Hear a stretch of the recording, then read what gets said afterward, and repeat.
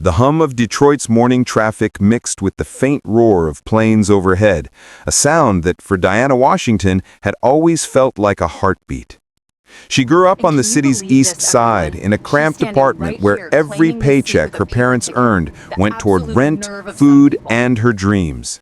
Her father, a retired auto mechanic, used to take her to the airport fence every Sunday. He'd point at the sky and say, "One day, baby girl, don't just fly, own the sky." By the time she was 16, Diana could name every aircraft model by sight. She devoured library books on aerodynamics while her classmates gossiped about prom. Her teachers called her the girl who builds wings out of paper. But life didn't hand her a runway. Scholarships barely covered tuition at Stanford, and being one of the few black women in the aerospace program meant she had to prove her worth twice as hard and apologize half as often. After graduation, she worked for major airlines, glossy offices, long hours, and invisible ceilings. In board meetings, her ideas were praised only when repeated by someone else. When she pushed for diversity programs, she was told, "It's not really a problem here." The words stung more than silence. Then, one night, sitting alone in her apartment with a cold cup of coffee and a notebook full of rejections, Diana wrote a sentence that would change her life. "If I can't find a company that respects me, I'll build one that does."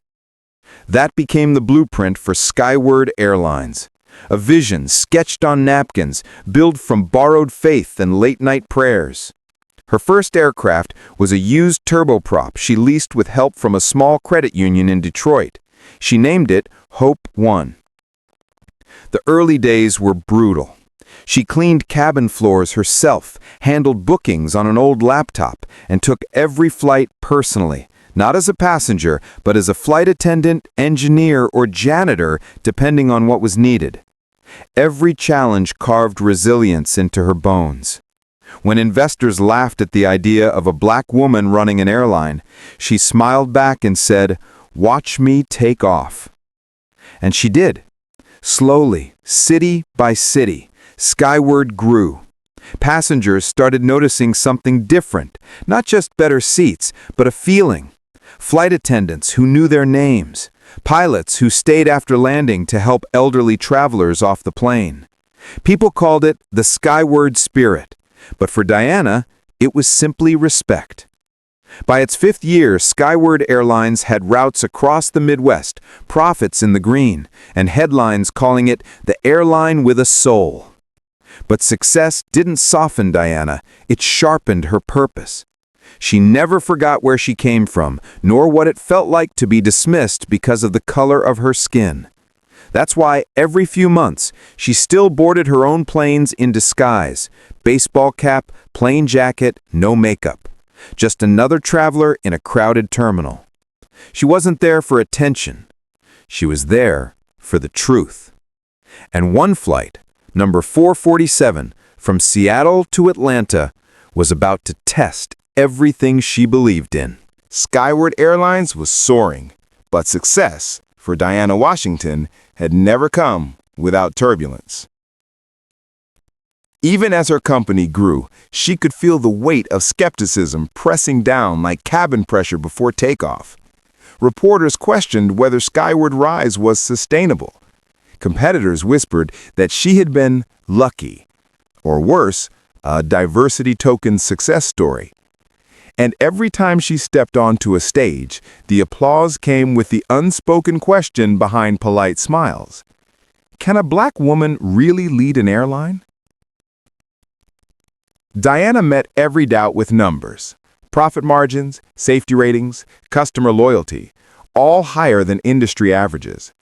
But what truly set Skyward apart wasn't in spreadsheets. It was in people. She hired flight attendants who had been overlooked for tattoos or accents, single mothers who needed second chances, veterans who still jumped at loud sounds. She gave them not just jobs, but purpose. Her philosophy was simple. When people feel seen, they make passengers feel the same. Still, for every story of loyalty, there were a dozen battles behind the scenes. Investors questioned her decisions, calling her too emotional when she refused to cut employee benefits during the pandemic. Banks offered smaller credit lines than they would to less successful male CEOs. One investor even told her bluntly, "You're brilliant, Diana, but maybe you'd move faster if you weren't trying to change the world." She smiled and replied, "Then maybe the world needs to move faster." But the real storm came when Skyward began negotiating ground operations with a major logistics partner, Air Support Services, a corporate giant controlling most of the country's airport staffing. Their executives, almost entirely white men, agreed to contract talks only after Skyward proved its profitability. At those meetings, Diana often stood alone at the conference table, her skin tone the only one in the room that wasn't reflected back at her. Yet she didn't shrink. She stood taller. She signed the partnership on her own terms: fair wages, bias training, and inclusion programs written directly into the contract. It was a quiet revolution. One line of ink on paper that said we can build an industry that sees everyone. And it worked. Within 2 years, Skyward expanded to 43 destinations, won national awards for customer care, and became the youngest airline ever to break into the top 5 satisfaction rankings in the U.S. But Diana didn't let pride cloud her focus. Every victory came with new responsibility. And the bigger Skyward became, the more she felt the gap between what the public saw and what really happened inside airports. She began taking undercover flights again, blending into the lines of passengers to feel what her customers felt. Her assistant protested, saying it was beneath her title. Diana only laughed. "If I ever start thinking I'm above people, that's when I lose what made this airline different." And so, when she booked Flight 447 from Seattle to Atlanta, it was just another quiet inspection. Or so she thought.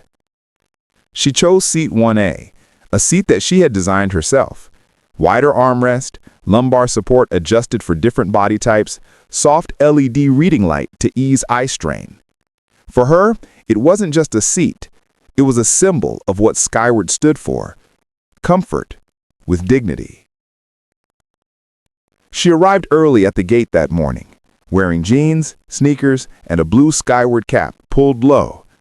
No one recognized her, exactly how she liked it. As she handed her boarding pass to the attendant, she smiled. The young woman returned the smile without knowing she'd just checked in the CEO. Inside the jet bridge, the air smelled faintly of fuel and coffee. She ran her hand along the fuselage before stepping inside, a small ritual she'd kept from the first day she flew Hope 1.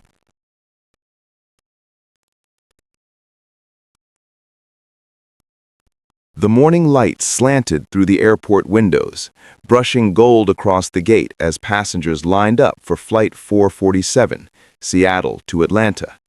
Diana blended into the crowd, a travel tote over her shoulder, her phone in hand like any other early flyer. To anyone watching, she looked like just another woman trying to make a connection home. As she boarded, she gave a polite nod to the flight attendant at the door, a young man named Jason, whose training file she'd personally signed months ago. He didn't recognize her, of course. None of them ever did when she flew incognito, and that was the point. Diana found seat 1A, the front left corner of first class. The seat she'd designed herself, the perfect blend of ergonomics and empathy. She eased into it, letting the leather cradle her shoulders, smiling at how far that one sketch on a napkin had come. Around her, passengers filed in, business travelers with rolling cases, a mother soothing her toddler, a college student fumbling for a charging cable. The cabin hummed with the quiet rituals of travel. A flight attendant offered champagne. Diana declined, asking for coffee instead, black, no sugar. She wanted her mind clear. Then, just as the last boarding group was being called, a sharp voice cut through the calm. "Excuse me, that's my seat." Diana looked up. Standing over her was a white woman in her late 40s, immaculate blonde curls, designer handbag, badge still clipped to her blazer. Patricia Henderson, Regional Operations Manager for Air Support Services. Diana had met her once, briefly, at a partner event. Patricia hadn't looked twice at her then. She clearly didn't recognize her now. Diana smiled politely. "I believe this is 1A, correct?" Patricia held up her boarding pass with a smirk. "Yes, and that's mine. Maybe you're confused, sweetheart. First class is assigned seating." Jason, the flight attendant, stepped closer. "Ma'am, may I see your ticket?" Diana handed hers over without hesitation. Jason scanned it, frowned slightly, then looked at Patricia's pass. "Actually, ma'am, seat 1A belongs to Miss Washington. Yours is 1C. Patricia blinked. "That can't be right. I always sit in 1A. Check again." Jason tried to keep his tone calm. "It's correct, ma'am." Patricia's eyes flicked to Diana, slow, narrowing. "Are you serious right now? This woman probably printed a fake ticket online. I've seen it happen." Diana's heartbeat quickened, but her expression didn't change. "No fake ticket, just the one I bought." Patricia laughed, sharp and dismissive. "Bought? Honey, first-class tickets on this airline cost more than your rent. You don't belong here." Heads began to turn. The quiet hum of the cabin shifted into awkward silence. Jason tried again. "Ma'am, please take your assigned seat." But Patricia wasn't finished. She took out her phone and hit Go Live. "You guys, look at this," she said to her camera, her voice sugar-sweet but dripping venom. The live comments started pouring in instantly. Emojis, laughing faces, people choosing sides without knowing the story. Diana stayed still, her fingers clasped around her coffee cup. She'd been here before. Not this exact seat, not this flight, but this moment. The kind where dignity feels like the hardest thing to hold on to. Jason looked toward the cockpit, unsure what to do. Diana gave him a small nod, a signal to follow protocol. She wasn't going to break character, not yet. Patricia leaned closer, lowering her voice, but not her malice. "You people always think you can cheat your way in. Not on my watch." Diana took a slow breath. "Your watch?" she said quietly. "You work for Air Support Services, right?" Patricia frowned, momentarily thrown off. "Yes, I do. Partner company. You're lucky I don't call security right now." Diana met her gaze, calm and steady. "Then maybe you should." Patricia hesitated, confused by the quiet confidence in the other woman's tone. But she turned back to her live stream anyway, doubling down. And as the red light on that phone kept blinking, she had no idea that the woman she was humiliating online, in front of thousands, was the very person who had built the airline beneath her feet. The tension in the cabin thickened until it felt like a wall of static. Every head in first class turned, some curious, others uncomfortable, most pretending to scroll their phones while secretly recording. Patricia's live stream kept rolling. "Unbelievable," she said into the camera. "They let anyone into first class these days. I'm telling you folks, this country's going downhill." Jason, the flight attendant, tried to de-escalate. "Ma'am, please lower your voice. You're disrupting boarding." Patricia laughed. "Disrupting? I'm defending myself. You should thank me for catching this fraud before takeoff." She turned to Diana with a sneer. "What's your scam, huh? Fake miles? Counterfeit voucher? Maybe one of those welfare travel programs?" Diana sat still. Every muscle in her jaw begged her to respond, but she knew this was more than just a personal insult. It was a performance. Patricia wasn't arguing for the seat anymore. She was performing for the audience in her phone. "Ma'am," Jason said, his tone firmer now, I'm asking you to take your seat, where we'll have to delay departure." Patricia scoffed. "Delay it then. I'm not sitting next to someone who doesn't belong here." Passengers shifted uncomfortably. A man in 2A muttered, "Just sit down, lady." But Patricia didn't hear him, or didn't care. She turned her camera toward Diana again. "Look at her, acting calm. That's what they do, folks, always playing the victim." Diana looked out the window, letting the cold glare of dawn reflect back at her. She'd been silent in too many rooms, but this time felt different. This was her plane, her people, her company. And yet she still couldn't reveal who she was. Not yet. Jason quietly stepped away to call the cockpit. The cabin murmured with uneasy whispers. One woman whispered to her husband, "Is that the CEO? I saw her on the news once." Patricia's voice cut through again. "You know what? I'm calling TSA. If she's not supposed to be here, that's a security threat. People like her—" "People like her—" A voice interrupted. The tone was calm, but sharp enough to slice through the air. A tall woman from the back of first class, a black business traveler named Denise, stood up. "What exactly do you mean by that?" Patricia hesitated, but the live stream was still rolling. "I mean, people who fake tickets, obviously." Denise crossed her arms. "You didn't say that. You said people like her. Say what you mean." The cabin fell dead silent. Jason froze at the aisle, watching. Even the hum of the engines felt distant. For the first time, Patricia faltered, but pride wouldn't let her back down. "Fine," she snapped. "You know what I mean. This airline's full of people trying to act richer than they are. Some of us actually earned this seat." Diana turned her head slowly, meeting Patricia's gaze. "You think dignity has to be earned?" Patricia smirked. "Of course! It's called hard work, something you people don't seem to understand." Jason looked horrified. "Ma'am, that's enough." Patricia raised her voice over him. "I pay for this seat with real money, not handouts. She's sitting in my spot, and this airline's about to lose one of its biggest partners because of it." She pointed the camera at Diana again. "Look at this liar, everyone. Look how calm she is, guilty as hell. If Skyward Airlines had real security, people like this would be dragged off the plane." Jason stepped back toward the galley, whispering something into his radio.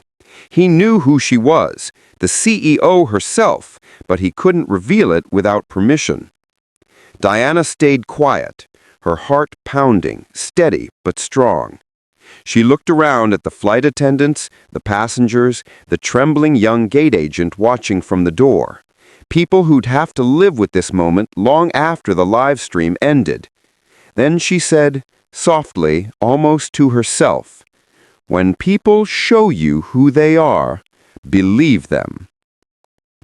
Patricia rolled her eyes. "What's that supposed to mean? Some fake quote from Instagram?" Before Diana could answer, Jason received a quiet signal from the cockpit. The captain wanted to see her privately, and that was the moment Patricia's arrogance tipped into pure mockery. "Oh sure, now she's getting special treatment.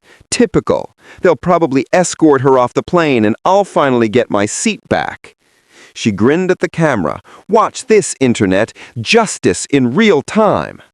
But she had no idea. Real justice was about to walk out of that cockpit door wearing captain's stripes and a look that would silence the entire cabin. The cockpit door opened with a soft hiss. The cabin fell silent, every whisper swallowed by the air pressure and tension. Captain Rodriguez stepped out, tall, composed, with the calm authority of a man who had flown through both storms and egos. His gaze swept across the first-class cabin, taking in the faces, the phones, and finally, the trembling fury of Patricia Henderson still clutching her live stream like a weapon. "Good morning," he began evenly. Is there a problem here? Patricia was first to speak, loud and performative. Yes, Captain, there's a big problem. This woman, she jabbed her manicured finger toward Diana, stole my seat. I've been a partner with Air Support Services for over a decade, and I don't appreciate being treated like this. Rodriguez tilted his head slightly. Air Support Services, you said. Yes, Patricia replied, puffing herself up. We handle your ground operations at 20 airports. I know your COO personally. This kind of incompetence is embarrassing for Skyward. A subtle twitch crossed the captain's lips. Not quite a smile, but close. I see. And what's your name, ma'am? Patricia Henderson. He nodded, glancing at Jason. And this is the passenger you're referring to? Jason gave the smallest nod, eyes flicking toward Diana. Rodriguez looked down at the woman in seat 1A, calm, poised, holding her coffee cup with both hands as if she'd been waiting for the weather to pass. He knew her instantly. Everyone at Skyward did. But he also knew she liked to stay invisible during these trips. He'd been briefed before takeoff, CEO on board, traveling incognito, maintained discretion. Now that discretion was colliding with dignity. Miss Washington, he said gently, are you all right? Diana looked up, her eyes meeting his, understanding passing silently between them. I'm fine, Captain. Just a misunderstanding. Patricia scoffed. A misunderstanding? She's a liar sitting in a seat she didn't pay for. Rodriguez turned toward her, his tone still polite, but firmer now. Ma'am, I'd appreciate if you lowered your voice. No, I won't. I'm not going to sit here while you treat your real customers like criminals.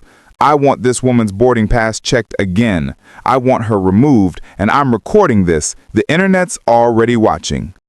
Rodriguez's eyes hardened slightly. Yes, he said quietly. They are. Jason stepped closer, unsure whether to intervene. The other passengers watched, frozen between sympathy and fear of becoming the next viral clip. Rodriguez exhaled slowly. Miss Henderson, I'm giving you one chance to de-escalate and return to your assigned seat. If you refuse, I'll have to ask you to deplane. Patricia laughed, the sound shrill. You wouldn't dare. I told you I work with this airline. I know your bosses.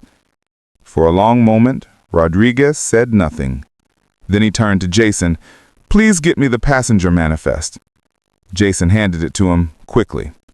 The captain scanned the first page, then looked back at Patricia, voice measured but carrying the authority of a thunderclap. Miss Henderson, you're absolutely right. You do work with this airline, which means you should already know the name of the person you're insulting. Patricia frowned, confused. What are you talking about? Rodriguez turned slightly, gesturing toward Diana. Allow me to properly introduce our guest. This is Miss Diana Washington, the founder and CEO of Skyward Airlines. It was as if someone had cut the oxygen supply to the room. Patricia's mouth dropped open, the phone slipped in her hand, camera still live.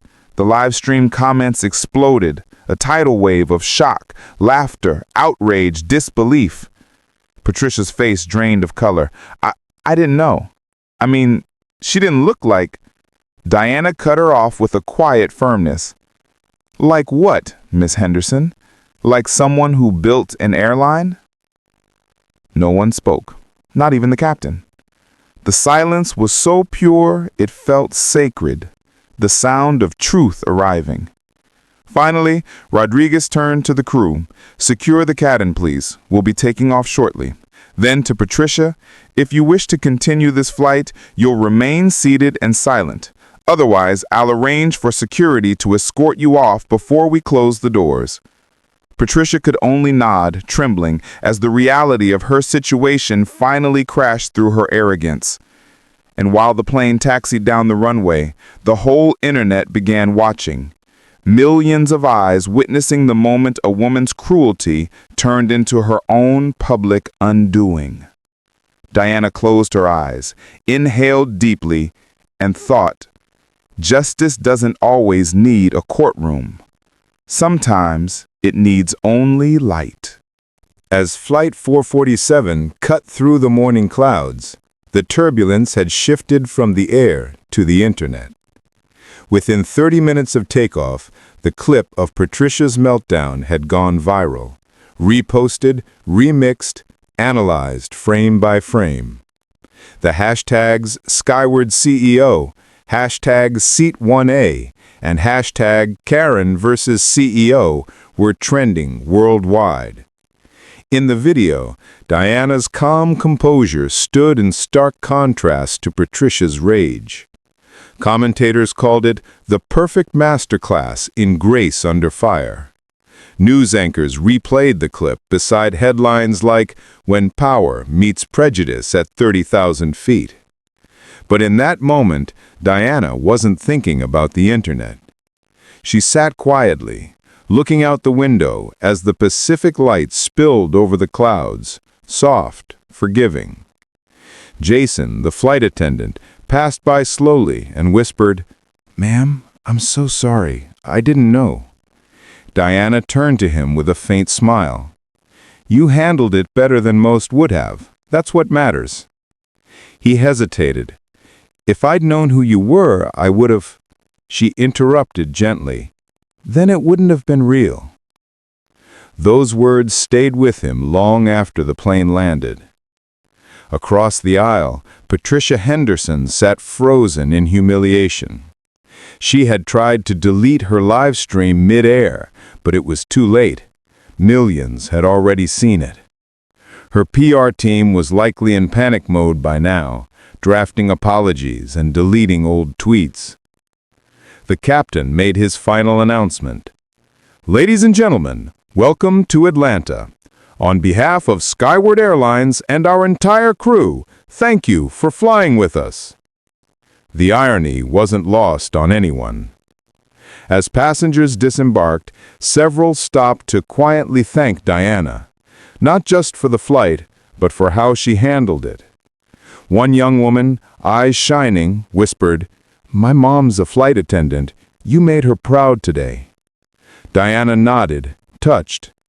"Tell her she's part of the reason I built this." By the time she stepped off the plane, her assistant was waiting at the gate, phone buzzing uncontrollably. "Ma'am, you've gone viral. Every major outlet wants a statement." Diana sighed. Of course they do. Her PR director had already drafted a corporate response, the kind that said everything and nothing. "We value diversity and professionalism across all customer experiences." She read it once, then shook her head. "No, that's not what this is about." She opened her own laptop, typed for a minute, and posted directly to her verified Skyward account.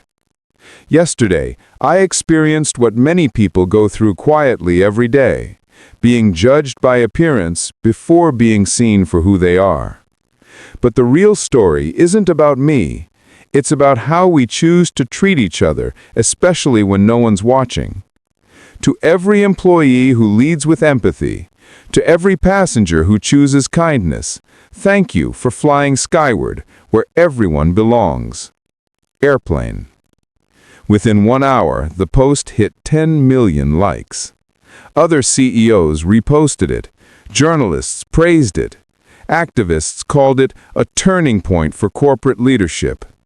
But what struck Diana most was the flood of private messages, stories from everyday travelers, cabin crew, and even children who said they felt seen because of her. Meanwhile, Patricia Henderson's company released its own statement, apologizing publicly and announcing she had been placed on indefinite leave. The irony was poetic. A woman who once controlled access to airport jobs now found herself grounded by her own arrogance. But Diana didn't gloat.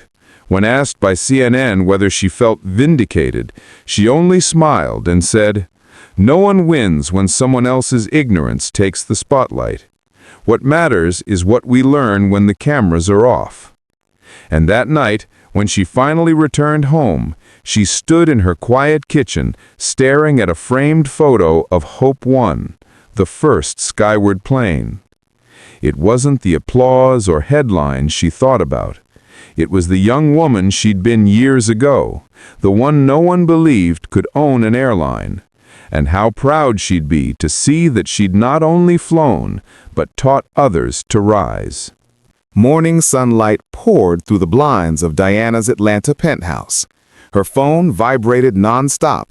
Messages from CNN, BBC, The Washington Post, and even the White House press secretary.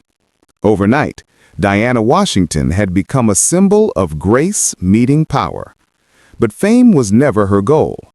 She sat at her kitchen island, sipping black coffee, her mind replaying Patricia's words. People like you don't belong in first class. Instead of anger, she felt resolve. If I'm going to lead this company, I'll make sure no one ever feels like that again, on my planes or anywhere else.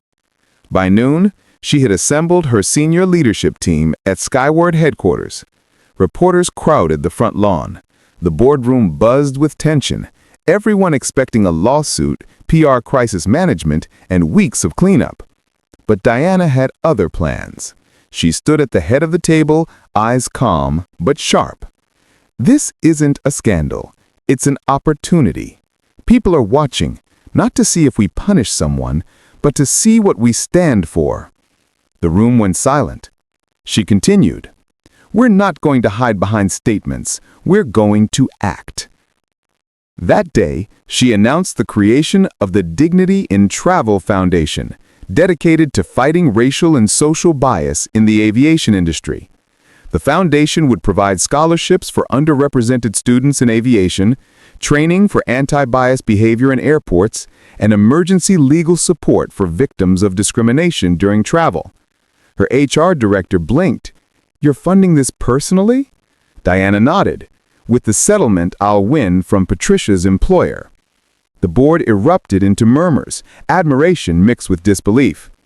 The story exploded again online, not just as a viral moment, but as a movement. Airlines around the world adopted Skyward's inclusive flight code within months. Employees were trained to recognize and de-escalate bias-based confrontations. Other companies reached out to collaborate. Skyward's stock tripled in value. More importantly, employee satisfaction hit an all-time high. But beyond the numbers, something deeper changed. A shift in how people treated one another at 30,000 feet. Flight attendants reported fewer conflicts. Passengers shared moments of kindness using the hashtag #FlyWithDignity. Diana's message had taken flight, literally. Meanwhile, Patricia's downfall played out in real time. After losing her job and facing public outrage, she tried to issue a tearful apology video, but the internet wasn't kind. Sponsors dropped her marriage collapsed. Her lawyer begged for settlement negotiations, but Skyward's legal team refused to let her rewrite the narrative. Months later, when the federal court announced Patricia's sentence, 6 months in prison, probation, fines, and community service, Diana didn't attend the hearing. She didn't need to. Justice had already landed where it belonged. That evening, Diana received a letter from the U.S. Department of Transportation. Inside was an official notice, her proposal for the Fair Sky Act, a bill protecting passengers from discrimination, had reached the Senate floor for consideration. She sat quietly, tears filling her eyes. All from one flight, one cruel sentence, one woman's choice to rise above hate. Later that night, she joined a virtual conference of young entrepreneurs. One of them asked timidly, "Ms. Washington, what gave you the courage to stand up when everyone was watching?" She smiled softly. "Courage isn't about fighting back in the moment. It's about choosing who you'll be when it's over." The audience fell silent. She closed her laptop, walked to her balcony overlooking the city lights, and whispered to herself, "Fly higher, always." That became Skyward's new company slogan, and the next morning, it appeared on every plane in the fleet, painted just beneath the cockpit windows. Fly higher with dignity. 2 years later, Skyward Airlines had transformed from a startup success story into a global symbol of integrity. With over 80 destinations, diverse leadership, and award-winning service, its story wasn't just about air travel, it was about equality taking flight. At the company's annual gala in Washington, D.C., the ballroom shimmered with guests. Government officials, celebrities, and aviation leaders from around the world. Cameras flashed as Diana Washington took the stage, wearing a sleek navy gown and the same calm poise that once silenced a cabin full of chaos. Behind her, the massive screen displayed the Skyward logo and the words, "Seat 1A, where change began." The audience rose to their feet, applauding before she could even speak. She raised her hand gently to quiet them, her voice steady and warm. 2 years ago, I sat in seat 1A, thinking I was just another traveler checking the quality of my airline. I didn't know the world was watching. I didn't know that flight would redefine what Skyward and I stood for. She paused, letting the silence breathe. That moment showed me that prejudice can board any plane, but it also showed me that dignity can fly higher than hate. The crowd erupted again, but she wasn't done. When we launched the Dignity in Travel Foundation, I hoped it would change a few minds. Today, it's changed laws, trained thousands, and helped more than 20,000 travelers who faced bias or injustice. But the real victory isn't in numbers, it's in stories. Stories of people who felt unseen and now walk through airport gates with their heads high. On the side screen, a video montage played. Flight attendants, passengers, and children from around the world sharing how Skyward's mission had inspired them. Then came a surprise guest, Captain Rodriguez, the same pilot from Flight 447, walked on stage to deliver a plaque. He said, "For leading not just a company, but a movement." The plaque read, "In honor of Diana Washington, for proving that leadership has no color and dignity has no class." Tears welled in Diana's eyes as the room stood in thunderous applause. Moments later, the stage lights dimmed and a video from the President of the United States appeared on screen. Diana Washington, your courage and leadership remind us that America's strength lies in its diversity. It's my honor to award you the Presidential Medal of Freedom. The crowd gasped, then cheered louder than ever. That night, under the stars of the Washington skyline, Diana looked up, remembering that day on Flight 447. The insults, the disbelief, the viral chaos. But most of all, she remembered the stillness afterward, the moment she chose not to fight back with fury, but with purpose. Patricia Henderson's name had long faded from the headlines. She now worked anonymously in community service, quietly rebuilding her life, perhaps a small act of redemption. But Diana's story became a legacy. In airports across the nation, posters hung with her words, "Prejudice is a choice, so is grace." And in every Skyward aircraft, seat 1A bore a small golden emblem engraved with just 2 words, "Stay kind." And as the final flight of the evening ascended over the city lights, the cabin lights dimmed and soft music filled the air. A young girl looked out the window, smiled, and whispered to her mother, "I want to be like her one day." Her mother smiled back, "Then you already are." Because somewhere high above, the legacy of seat 1A kept flying.